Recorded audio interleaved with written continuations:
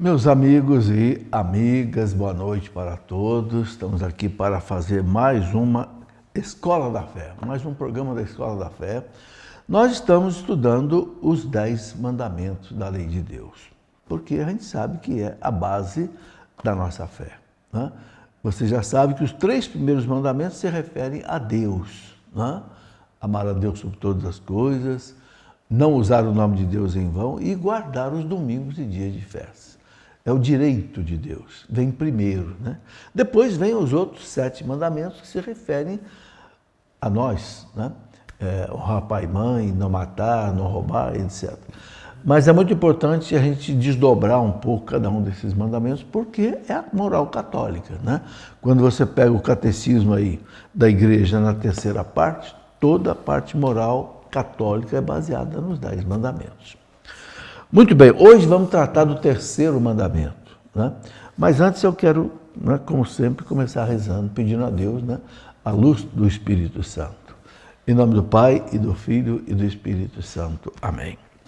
Vinde, Espírito Santo, enchei os corações dos vossos fiéis, acendei neles o fogo do vosso amor. Enviai, Senhor, o teu Santo Espírito, e tudo será criado, renovareis a face da terra. Oremos. Ó Deus, que instruíste os corações dos vossos fiéis com a luz do Espírito Santo, fazei que apreciemos retamente todas as coisas segundo o mesmo Espírito e gozemos sempre da sua consolação por Cristo nosso Senhor. Amém. Ave Maria, cheia de graça, o Senhor é convosco. Bendita sois vós entre as mulheres e bendito é o fruto do vosso ventre, Jesus. Santa Maria, Mãe de Deus, rogai por nós, pecadores, agora e na hora de nossa morte. Amém. Glória ao Pai, ao Filho e ao Espírito Santo, como era no princípio, agora e sempre. Amém. Em nome do Pai, do Filho e do Espírito Santo. Amém. Muito bem, quero começar, antes de nós entrarmos aí no estudo do terceiro mandamento, mostrar aqui mais uma publicação da Canção Nova, da editora Canção Nova, principalmente para a formação religiosa das crianças. É um livrinho, As 5 Pedrinhas que Vencem o Gigante Golias. Quais são essas 5 pedrinhas, né? O Davi venceu Golias com 5 pedrinhas contra o gigante Golias. Então, nessa metáfora, né, você tem as 5 pedrinhas, né? A oração, o jejum e 5 elementos fundamentais para a vida espiritual, né? Rezar o rosário. Enfim, aqui esse livrinho é para criança, né? Muito bem ilustrado. Ele vai mostrando para a criança esse episódio de Davi e Golias e, ao mesmo tempo, vai já ensinando para a criança essas 5 pedrinhas, né? O amor a Nossa Senhora, a devoção à Virgem Maria, a reza do rosário, o jejum, a oração, enfim. Tá aí. Você que tem criança tem aí uma boa publicação da editora Canção Nova. E quero lembrar também que a Canção Nova precisa da sua ajuda, né? O projeto Dai-me Almas é que sustenta as despesas da Canção Nova e você pode contribuir de várias maneiras. Eu penso que a maneira hoje mais prática é o Pix, né? pix.doação@cançãonova.com. Mas tem outros meios também, você pode contribuir com o débito automático em conta bancária. Você autoriza o banco desconta, passa alguma coisa para a Canção Nova.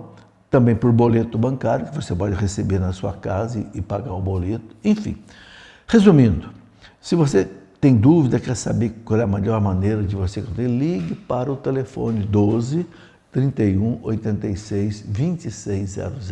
E aí alguém vai te atender e vai dar a você essas orientações.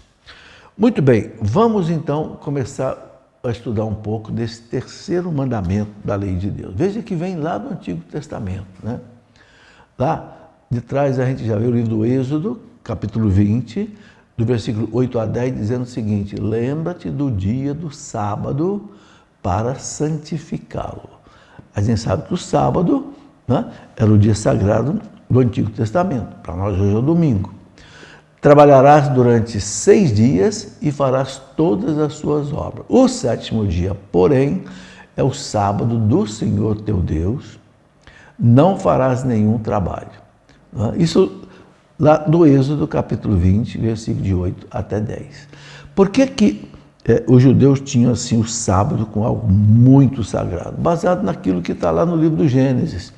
Deus criou o mundo em 6 dias e Deus descansou no 7º. Claro que Deus não cansa, né? Isso aí é uma metáfora, né? Para dizer que o homem deve trabalhar 6 dias e descansar no domingo, né? E é fundamental esse descanso no domingo. Não só para dedicar a Deus, né, um tempo maior de meditação, de oração, a Santa Missa, mas também para o descanso da pessoa, né? Então, Jesus ele aperfeiçoou, né, essa norma do Antigo Testamento, né? O sábado foi feito para o homem e não o homem para o sábado. Porque os rabinos judeus radicalizaram muito, né, a maneira de viver o sábado. Havia 613 prescrições que a pessoa não podia fazer praticamente nada, né? E a gente viu que Jesus ele modificou isso. O sábado foi feito para o homem descansar e prestar culto a Deus. Não é para escravizar o homem, né? Então, Jesus chega a dizer, o Filho do Homem é o Senhor do sábado. Está lá no Evangelho de São Marcos, capítulo 2, versículos 27 e 28. Né? Então, Jesus, como grande legislador, ele vai modificar o sábado. A gente sabe que Jesus teve problemas com isso, com os judeus, porque curava no dia de sábado, deixou que os seus discípulos apanhassem lá espigas de trigo que estavam com fome no dia de sábado. Não era proibido que uma pessoa tivesse com fome, pudesse entrar numa seara de trigo e pegar algumas espigas para matar a fome, né? Eles comiam os próprios grãos de trigo. Mas o que era proibido não era apanhar o trigo e comer. O que era proibido era fazer isso no sábado. Veja que rigidez. E Jesus tem muita dificuldade. Ele vai falar para eles, olha, se o jumento de vocês cair num poço no dia de sábado, você não vai tirar? Claro que você vai tirar. Então, por que não pode fazer o bem, curar uma mulher no dia de sábado, curar um homem no dia de sábado? Bom, na verdade, a Sagrada Escritura, ela faz uma memória da criação, né? Lá o livro do Êxodo, capítulo 20, que eu já citei aqui, versículo 11, ele diz assim, porque em 6 dias o Senhor fez o céu e a terra, o mar e tudo que eles contêm, mas repousou no 7º dia. Por isso o Senhor abençoou o sábado e o santificou. Então, é muito importante entender corretamente o que a igreja hoje nos ensina, né?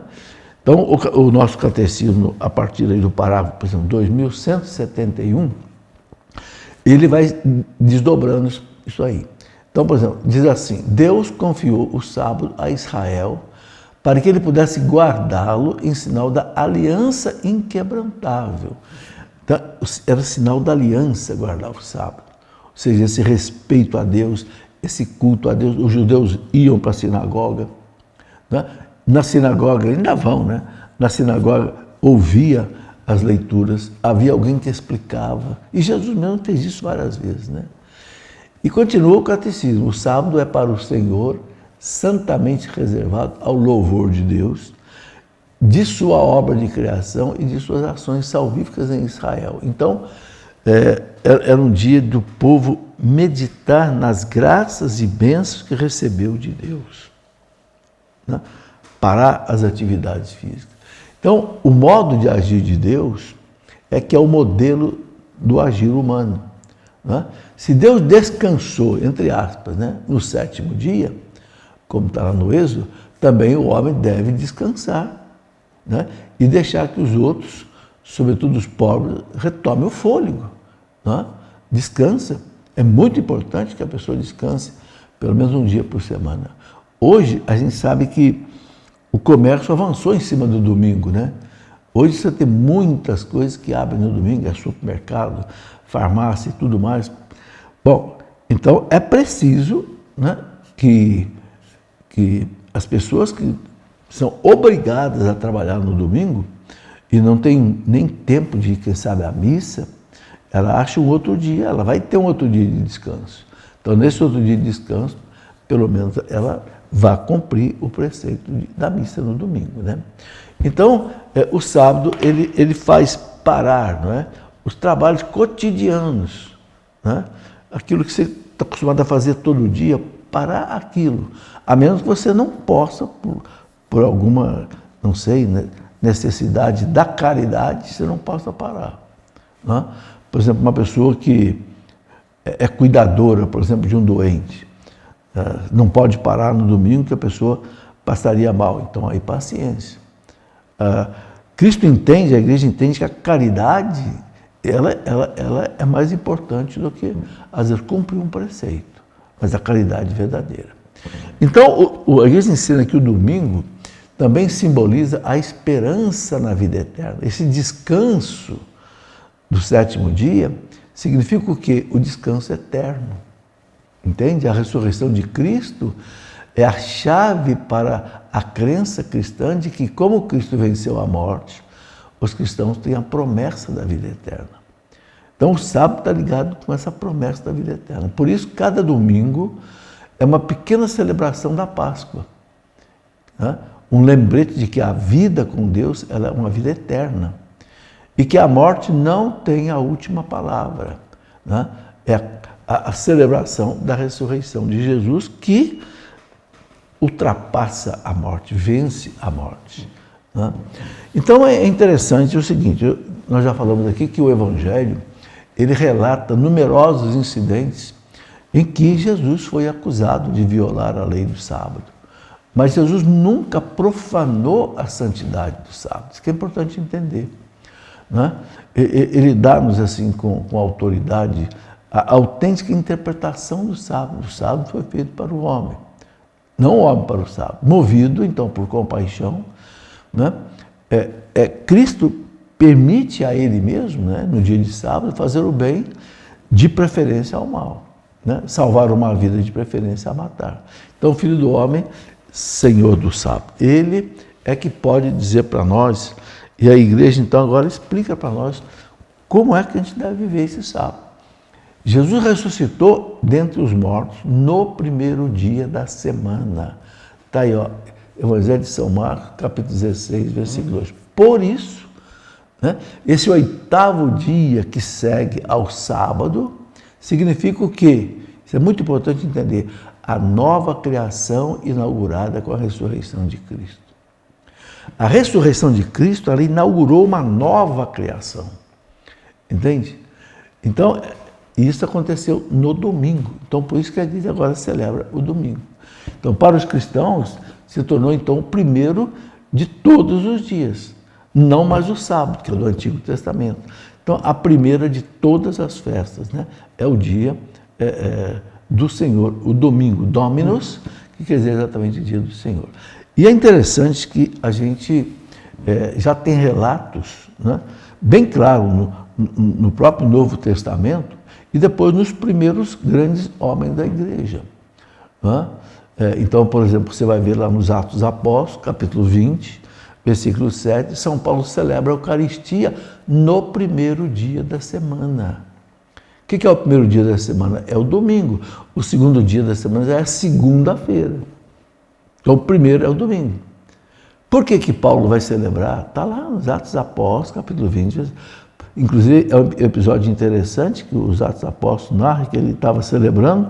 Um jovem que estava sentado numa janela, o jovem caiu lá de cima, era, não sei, segundo andar, morreu e Paulo foi lá e ressuscitou o rapaz. Olha que interessante, está narrado nos Atos dos Apóstolos. Mas um dado interessante é o seguinte, nós temos um dado histórico, né, logo ali no começo do segundo século, por volta do ano 100 e pouco, de São Justino. São Justino foi um grande padre da igreja que morreu mártir em Roma no ano 155. Ele era filósofo, né, ele era da Palestina, ele era um filósofo pagão, mas quando ele conheceu o Evangelho, ele se converteu. E foi para Roma, e em Roma ele foi morto. E ele escreveu uma apologia ao imperador romano da sua época que perseguia os cristãos. Aqueles imperadores que perseguiam, né, desde Nero, Trajano, Vespasiano, Décio, Domiciano, esses grandes filósofos da igreja escreviam as chamadas apologias. Apologética é a defesa da fé. Nessa apologia de São Justino, antes do ano 155, diz o seguinte, abre aspas, olha como é que ele narra o domingo. Reunimos-nos todos no dia do sol. Qual é o dia do sol? Sunday, do inglês, quer dizer dia do sol. O que é o Sunday? É o domingo. Porque é o primeiro dia após o sábado dos judeus, mas também o primeiro dia em que Deus, extraindo a matéria das trevas, criou o mundo. E nesse mesmo dia, Jesus Cristo, nosso Salvador, ressuscitou dentre os mortos. Então vocês estão vendo aí dois exemplos de por que a igreja guarda o domingo. São Paulo celebrava no domingo. Isso é uma prova de que a igreja assumiu o domingo. E esse texto de São Justino, e tem outros textos, esse é apenas um que eu estou colocando aqui para a gente ver que os primeiros cristãos já celebravam no domingo. Muito bem, vamos para o nosso intervalo e a gente já volta aqui. Muito bem, estamos de volta com a nossa Escola da Fé, nesse segundo bloco. Eu só gostaria de mostrar a vocês rapidamente aqui, não sei quem gosta de história da igreja, que é algo muito importante, eu gostaria de saber que eu tenho publicado uma coleção de história da igreja, que são de 3 volumes. O primeiro volume é Idade Antiga, que vai mais ou menos do ano 0 até o ano 500. A queda praticamente do Império Romano do Ocidente em 476. Depois um segundo volume que é sobre a Idade Média. A Idade Média são 1000 anos, em que a igreja fez todo aquele trabalho de evangelização dos bárbaros que dominaram o Império Romano. E durante 600 anos, a igreja trabalhou esses bárbaros até chegar na chamada cristandade da Idade Média, onde tudo era cristão. Então, a Idade Média que vai do ano mais ou menos 500 até 1500, mais ou menos. E depois nós temos aí um terceiro volume que é sobre a Idade Moderna e Contemporânea, que vai do ano mais ou menos 1500 até os nossos dias de hoje. Então, quem quiser estudar a história da igreja, nós temos aí em 3 volumes esta coleção. E quero mostrar também um outro livro, que é o seguinte, o título dele é esse aqui, Uma História que Não é Contada. Por que uma história que não é contada? Porque muitas vezes, quem sabe você que é universitário, estudante aí de colégio, muitas vezes você vê, né, muita crítica à igreja, até muitas ofensas à igreja, mas não falam a verdade sobre tudo que a igreja fez de bonito, de belo na sua história. A igreja que salvou a civilização ocidental quando caiu na mão dos bárbaros, a igreja que fundou as grandes universidades, a igreja que evangelizou essa massa bárbara de muitas etnias diferentes, e a igreja que perdeu muita gente assassinada, martirizada para fazer isso. Essas coisas não são contadas. A igreja que construiu as belíssimas catedrais, a igreja que foi a mentora do desenvolvimento científico e tecnológico na Idade Média. Então, esse livro, Uma História que Não é Contada, né, eu conto um pouco disso aí. Faz parte da nossa vida conhecer isso. Para que você possa amar mais a igreja, servir a igreja e defender a igreja, você tem que conhecer a igreja. E hoje, gente, os leigos têm um papel muito importante na igreja. O Vaticano II abriu as portas da igreja para o leigo. Antes do Vaticano II, o leigo não tinha muita posição. Até se brincava dizendo que o leigo tinha 3 posições na igreja, sentado, de joelho e de pé. Hoje não. Hoje você tem leigos pregadores, escritores, mas veja bem, para você entrar numa internet, fazer um programa, você tem que saber o que está acontecendo. Você tem que conhecer a doutrina, você tem que conhecer a igreja.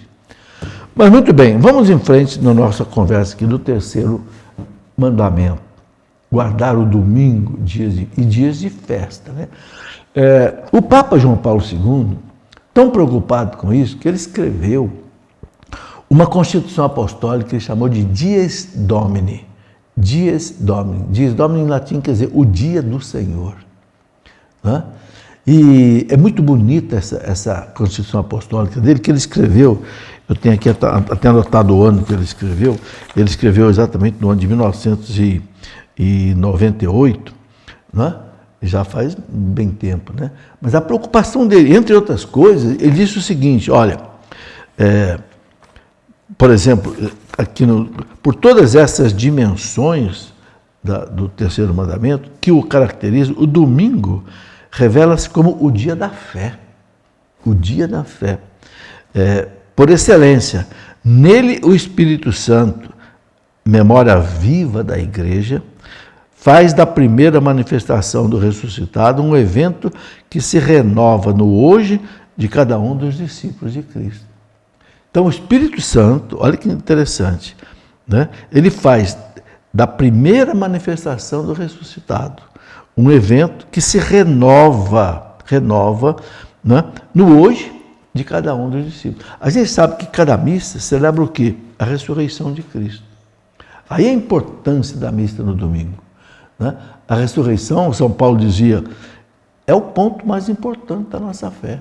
Se Cristo não ressuscitou, né, nós estamos perdendo tempo. Estamos sofrendo à toa, mas não, essa é a nossa esperança. E cada missa do domingo você celebra o quê? A ressurreição de Cristo. Por isso que o domingo normalmente não é um dia de jejum, porque é um dia é um dia de festa. Dia de festa a igreja normalmente deixa o jejum para sexta-feira, para quarta-feira. Né? Bom, eu estava falando aqui de documentos que falam que a igreja sempre celebrou no domingo. Então, um outro documento que eu quero mostrar aqui, uma chamada Epístola de Barnabé, que é mais ou menos do ano 95, primeiro século. Olha o que essa epístola diz. Portanto, nós guardamos o 8º dia para o celebrar. O que é o 8º dia? O domingo. Nesse dia, Jesus ressuscitou dos mortos e depois de se manifestar, subiu aos céus. Então, veja bem, essa é a citação dessa epístola de Barnabé do ano 95, mais ou menos. Repare nos testemunhos acima, que eu coloquei aqui, a harmonia, né, que une firmemente o domingo com a ressurreição de Cristo, que é de longe o fato mais importante para a nossa humanidade. Né? Que, como disse São Paulo, se o Cristo não ressuscitou, a nossa fé é vazia.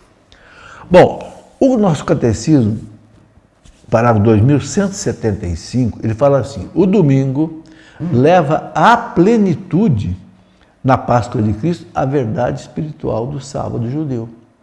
Então, o domingo ele leva à plenitude, com a Páscoa de Cristo, né, o que os judeus celebravam no sábado. E ele anuncia o repouso eterno do homem em Deus, que eu já expliquei aqui. Né? Porque o culto da lei, o que ele fazia? Ele preparava o mistério de Cristo.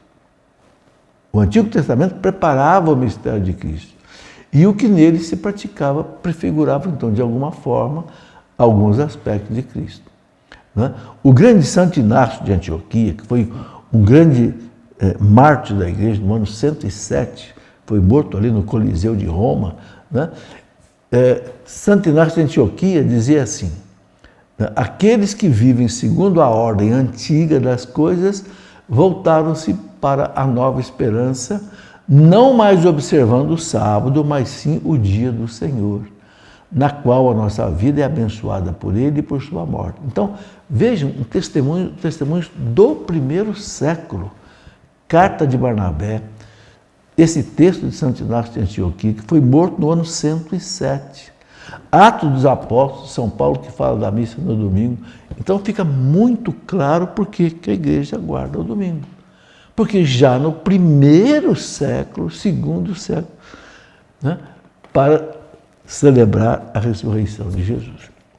Então, a celebração do domingo observa, então, a prescrição moral inscrita no coração do homem de prestar esse culto a Deus, um culto exterior, visível, público, né? E também regular, constante. Né? Por quê? Pelo benefício universal que Deus dá aos homens. Você sabe que a missa e a Eucaristia significa o quê? Ação de graças. Obrigado. na Grécia, né? Achei interessante uma das vezes que eu fui numa peregrinação lá que passa pela Grécia, lá eles falam assim, Eucaristou, que precisa dizer o quê? Muito obrigado.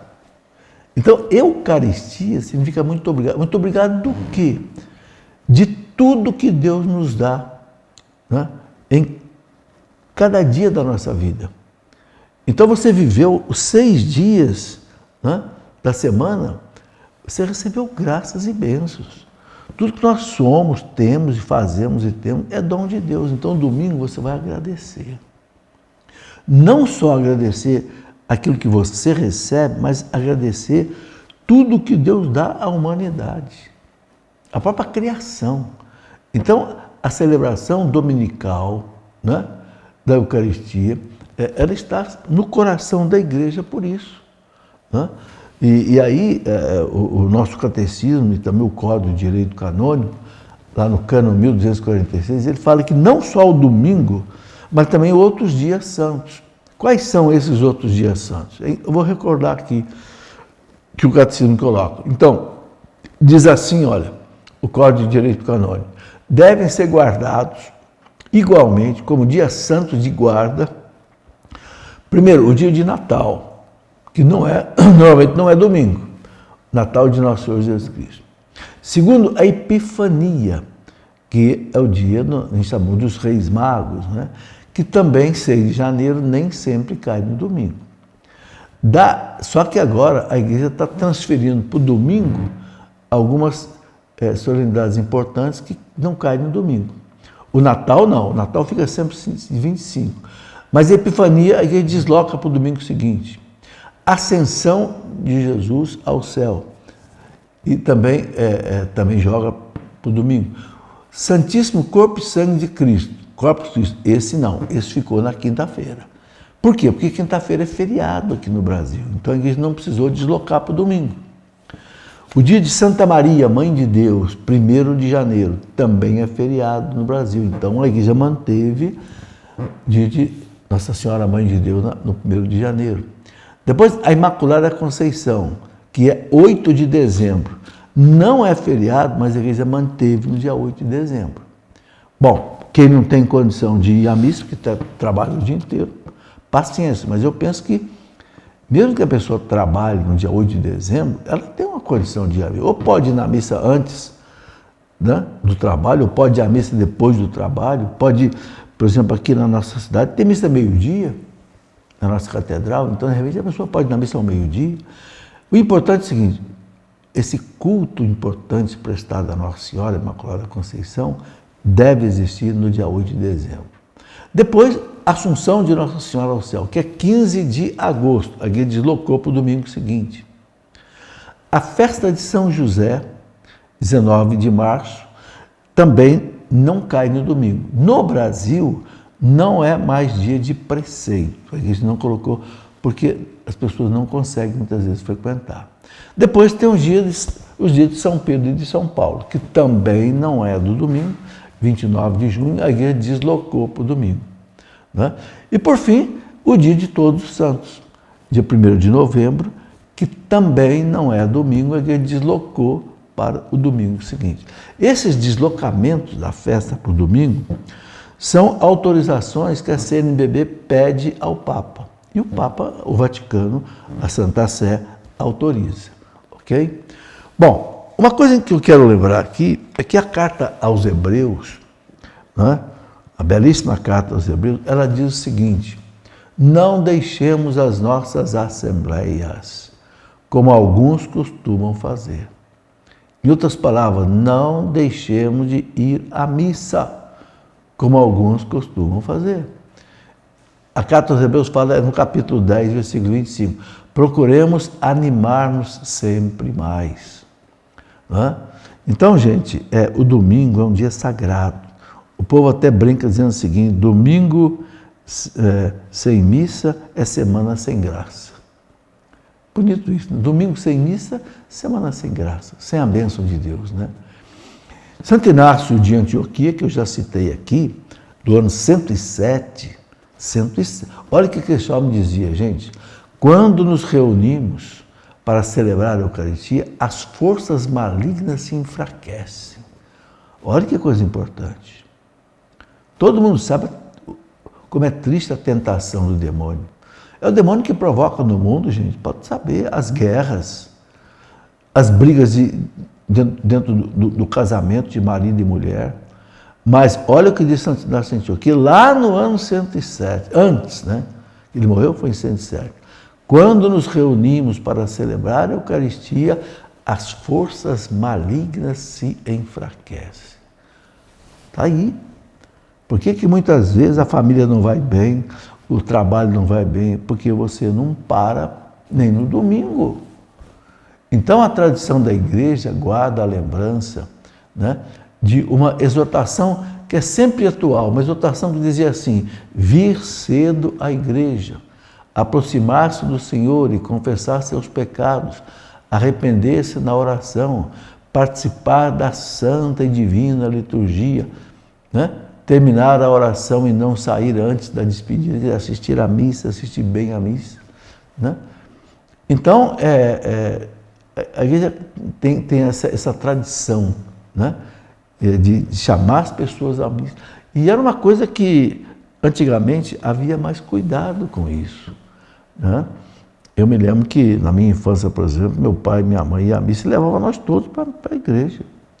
Então, a criança já vai entendendo que aquilo faz parte da vida religiosa dela, né? Tudo começa na família, né? O grande São João Crisóstomo, doutor da igreja, que foi mártir no ano 407, ele foi patriarca de Constantinopla, ele dizia o seguinte, olha a citação dele: não podes rezar em casa como na igreja. Claro, a gente deve rezar em casa, mas ele fala assim, não podes rezar em casa como na igreja, onde se encontra o povo reunido, onde o grito é lançado a Deus de um só coração. Ele fala, há ali algo mais, a união dos espíritos, a harmonia das almas, o vínculo da caridade, as orações dos presbíteros.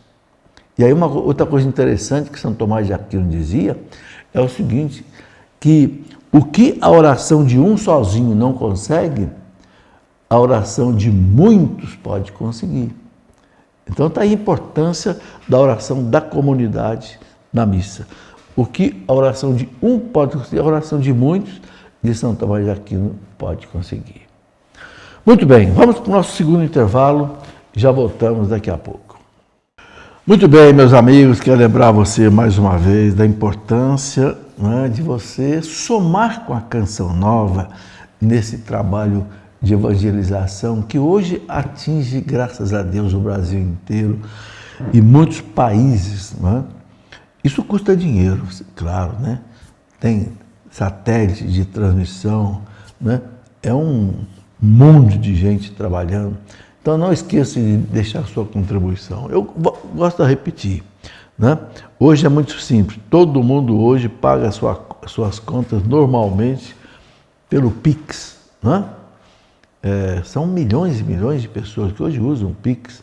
Então está aí, a Canção Nova tem a chave do Pix para você contribuir, pix.doação@cançãonova.com. Entendeu? Sobrou um dinheirinho lá que você pode contribuir, ajuda, você está ajudando a salvar almas, não tenha dúvida disso.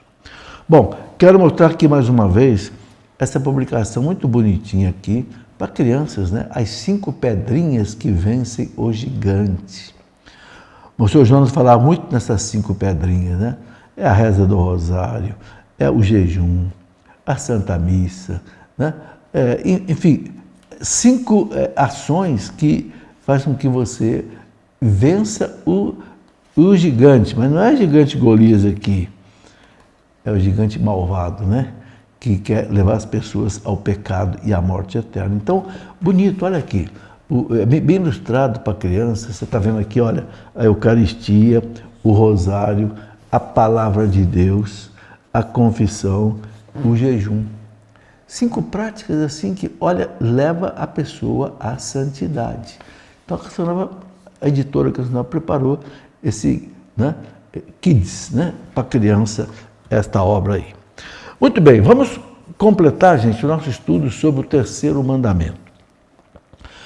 O parágrafo 2180 do Catecismo, ele diz assim: aos domingos e nos outros dias de festa de preceito, preceito quer dizer, é o dia que você é obrigado a participar da Santa Missa. Os fiéis têm a obrigação de participar da missa. Está aqui, para 2180 do Catecismo. Está aqui o Catecismo da Igreja. Para 2180, somos obrigados a participar da missa. Diz aqui o Catecismo o seguinte: satisfaz ao preceito de participar da missa quem assiste à missa celebrada segundo o rito católico no próprio dia de festa ou à tarde do dia anterior. Então, você tem um dia de festa, né, um domingo. Se você quiser, você pode assistir à missa no sábado à tarde ou à noite, que você cumpre o preceito de ir na missa do domingo. Entende? E aí, qualquer dia de preceito, né? Então, por exemplo, dia 8 de dezembro, Nossa Senhora Imaculada Conceição. Você não pode ir na missa no dia 8, vá na véspera, na parte da tarde. Então, o preceito de qualquer domingo ou de qualquer dia de festa, dia santo, você pode cumprir também se houver missa na véspera. Bom, o parágrafo seguinte do Catecismo diz assim: os fiéis são obrigados, vejam bem, a participar da Eucaristia no dia de preceito, a não ser por motivo muito sério. Por exemplo, uma doença, um cuidado com um bebê, não sei, um cuidado de uma pessoa doente, você não pode ir, né? Ou se a pessoa for dispensada pelo próprio pastor. Isso aqui também é interessante.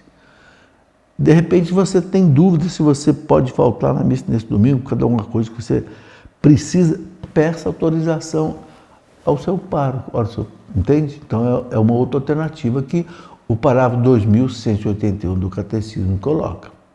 Né? Agora, veja o que fala esse parágrafo. Aqueles que deliberadamente faltam a esta obrigação cometem pecado grave. Vejam, gente, estou lendo o que está no Catecismo da Igreja, parágrafo 2181. Aqueles que deliberadamente, quer dizer, sem motivo, por preguiça, por comodismo, não, eu vou ficar aqui assistindo um jogo de futebol na TV, ao invés de eu ir na missa, e não vou na missa. Então, cometem pecado grave. O que equivale a dizer que uma pessoa dessa, para depois comungar, ela precisa se confessar. Precisa se arrepender do que fez. Porque não basta a gente confessar, a gente tem que confessar arrependido. Aí você, né, vai.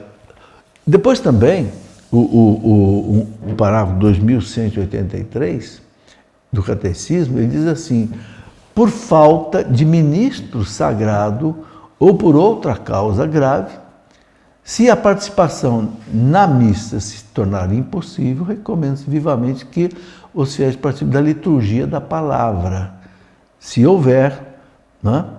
Então, o seguinte, o que é a liturgia da palavra? A liturgia da palavra, a pessoa, né, pode ser um ministro da Eucaristia, autorizado pelo pároco, pode ser um diácono, ele não vai celebrar a missa, porque a missa é só o padre, só o sacerdote é que pode celebrar. Mas ele pode reunir a comunidade. Então, ele vai fazer mais ou menos o que acontece na missa, vai rezar com as pessoas, vai ler o Evangelho do dia, vai ler as leituras daquele domingo, né?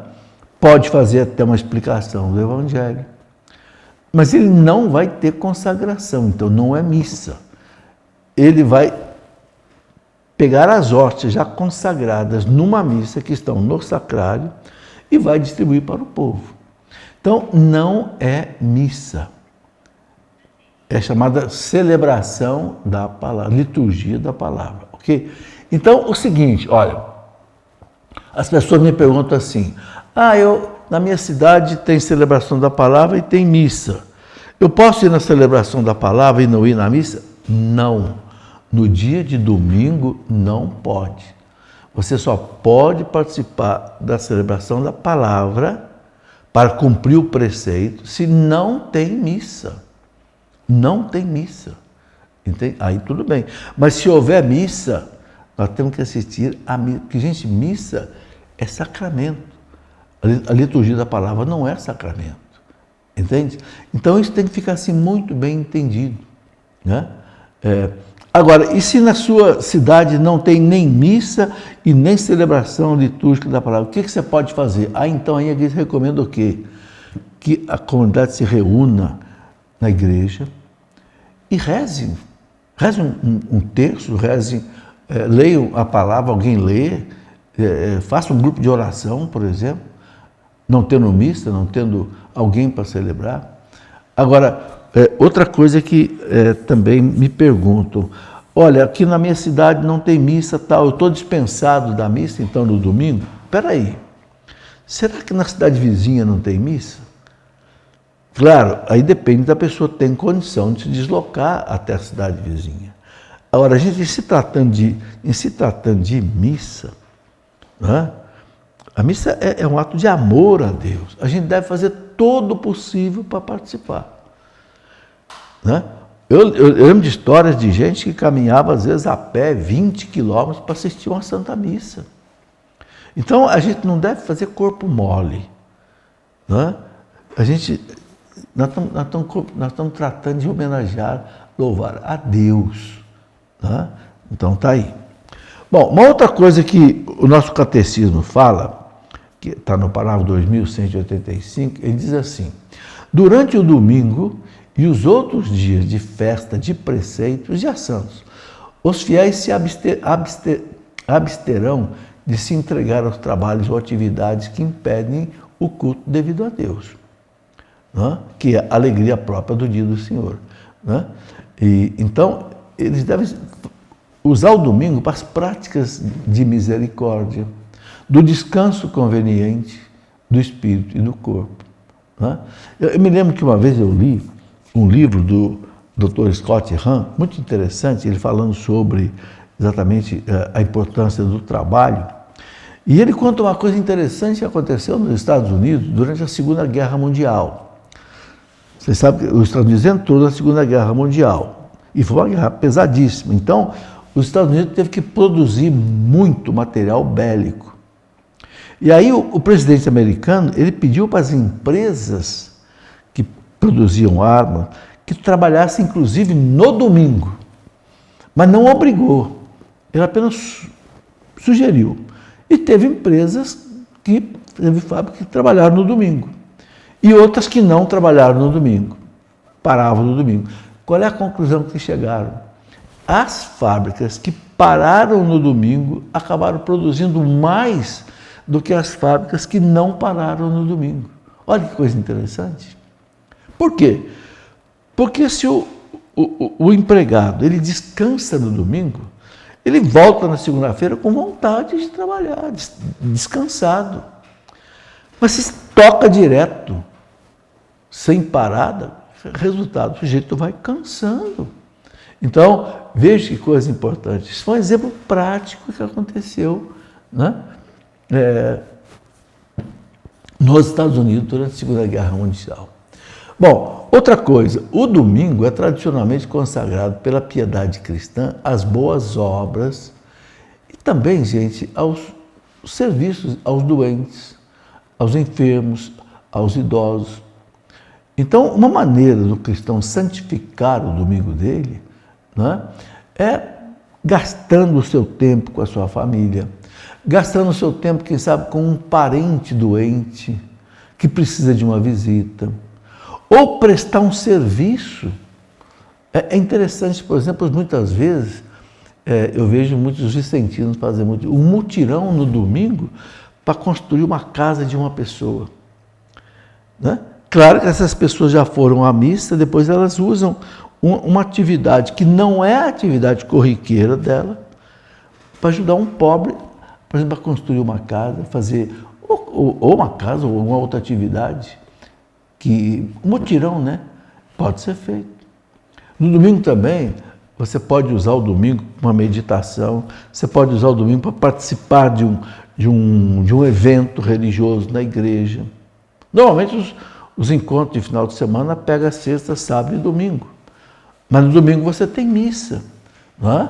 nos encerramentos. Então, esse é outro ponto importante. E outra coisa que o catecismo lembra é o seguinte: cada cristão ele deve evitar de impor sem necessidade aos outros aquilo que impediria a pessoa de guardar o domingo. Tá? Então, você tem um estabelecimento comercial, faça de tudo para não colocar pessoas para trabalhar domingo, para não tirar essa facilidade dele guardar o domingo, né? Então, muitas vezes, né, quando os costumes, por exemplo, esporte, restaurantes, etc., e as necessidades sociais, né, serviços públicos, exigem algum trabalho dominical, então, aí o catecismo fala, cada um assuma a responsabilidade de encontrar um tempo suficiente de descanso e de oração. Tá? Então, eu quero aqui resumir e quero usar aqui aquele documento do Papa João Paulo II, que eu já citei aqui, o Dies Domini. Dies Domini, para quem não sabe, é uma carta apostólica que o Papa João Paulo II colocou sobre o domingo. E eu selecionei aqui alguns parágrafos desse documento dele. O Papa diz assim, né? A gente vai à missa e depois da missa, ele coloca aqui o seguinte, da missa à missão, né? Enfrentar com a força, né, de Deus e do Espírito Santo as obrigações que os esperam na vida cotidiana, né? Na evangelização e nos testemunhos de Cristo ressuscitado. Então, antigamente, quando a missa era celebrada em latim, ainda é, mas não é hoje, né, comum, dizia assim no final, ite missa est. Vamos, a missa terminou. Mas aí é um envio, quer dizer, a missa terminou, mas começou, né, a missão do cristão. Então, a missa, o Papa lembra aqui na Dies Domini, que a missa é exatamente para fortalecer você, para que você possa viver a sua atividade profissional, sua atividade religiosa e testemunhar o Cristo ressuscitado. Então, a missa continua com a gente, além da Eucaristia que a gente recebe. Né? Depois ele coloca o seguinte, que é a importância também, né, de você perceber que ali você tem a mesa da palavra e você tem a mesa do corpo de Cristo. Você se alimenta com a palavra de Deus na missa e você se alimenta com a Eucaristia, com o corpo de Cristo. Uma outra coisa que o Papa diz é o seguinte, que compreende-se assim, porque mesmo no contexto das dificuldades do nosso tempo, a identidade deste dia deve ser salvaguardada e, sobretudo, vivida profundamente. Quer dizer, mesmo nesses tempos difíceis nossos, de muita correria, muita agitação, muito trabalho, não esquecer do domingo. Ele diz, um autor oriental do início do século III, início do século III, 200 e pouco, né? Consta que em toda a região os crentes já então santificavam regularmente o domingo. O Papa cita que já por volta do ano 200 e pouco, né, os cristãos regularmente já... Então, essa frequência da missa aos domingos vem lá do começo da igreja. Bom, aqui, gente, então um resumo sobre o terceiro mandamento. A semana que vem, ou no nosso próximo programa sobre esse assunto, vamos tratar do quarto mandamento, que é importantíssimo, né? Honrar pai e mãe. O que isso significa? Mas esse assunto para um outro próximo programa. Por hora eu quero só pedir a algum sacerdote, diácono que nos acompanhe, que nos dê a sua bênção. Em nome do Pai, e do Filho, e do Espírito Santo. Amém.